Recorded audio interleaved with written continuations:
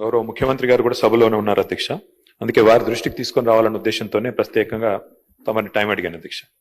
అధ్యక్ష, పెద్దలు కేసీఆర్ గారి నాయకత్వంలో ఆనాడు 9.5 ఏళ్ల కాలంలో 7,000 మంది విద్యార్థులకి వివిధ రూపాల్లో విదేశీ విద్య కోసం అవకాశం ప్రభుత్వం కల్పించింది అధ్యక్ష. అందులో మహాత్మా జ్యోతిబా పూలే స్కీమ్ కింద, అట్లాగే డాక్టర్ అంబేద్కర్ ఓవర్సీస్ స్కాలర్షిప్ కింద, మౌలానా అబుల్ కలాం ఆజాద్ వారి పేరు మీద, అట్లాగే వివేకానంద గారి పేరు మీద, స్వామి వివేకానంద గారి పేరు మీద, బ్రాహ్మణుల్లో ఉండే పేదలకు కూడా అవకాశం 7,000 మంది విద్యార్థులకి 20 లక్షల రూపాయల చొప్పున అవకాశం కల్పించింది అధ్యక్ష.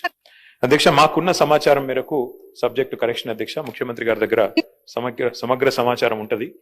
దాదాపు 2025 అక్టోబర్లో విదేశీ విద్యకు సంబంధించి 303 కోట్లు రిలీజ్ చేస్తున్నామని చెప్పారు. కానీ ఇంతవరకు డబ్బులు రిలీజ్ కాలేదు అధ్యక్ష.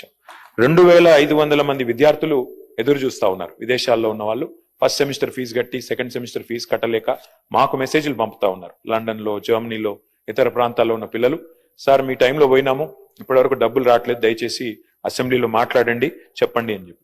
అధ్యక్ష, ఒక రిక్వెస్ట్ గౌరవ ప్రభుత్వంతో, గౌరవ ముఖ్యమంత్రి గారితో, ఇది టాప్ ప్రయారిటీ కింద తీసుకొని గ్రీన్ ఛానల్లో పెట్టినట్టయితే లాభం జరుగుతుంది అధ్యక్ష. ఎందుకంటే మేము అడిగేది ఏది గొంతెమ్మ కోరిక కాదు, ప్రభుత్వ స్కీమ్. మీరు చెప్పిన మాట అధ్యక్ష, మౌలానా అబుల్ కలాం తాలీమే తోఫా అన్నారు అధ్యక్ష. ఇంతవరకు అది అమలు కాలేదు. అట్లాగే 10th పాస్ అయితే 10,000, 12వ తరగతి పాస్ అయితే 15,000, డిగ్రీ పాస్ అయితే 25,000 అన్నారు.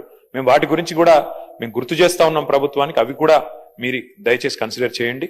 కానీ వాళ్ళ ఈ పిల్లల పరిస్థితి ఎట్లా అయిందంటే అధ్యక్ష, అన్న వస్త్రం కోసం పోతే ఉన్న వస్త్రం పోయినట్టు ఇవి క్యాన్సిల్ అయినాయి అధ్యక్ష. దయచేసి డబ్బులు వెంటనే రిలీజ్ చేసి గ్రీన్ ఛానల్లో పెట్టి ఈ పిల్లలందరినీ కూడా దయచేసి ఆదుకోండి, వారి విద్య ఆగకుండా చూడండి అని చెప్పి ప్రభుత్వానికి తమ ద్వారా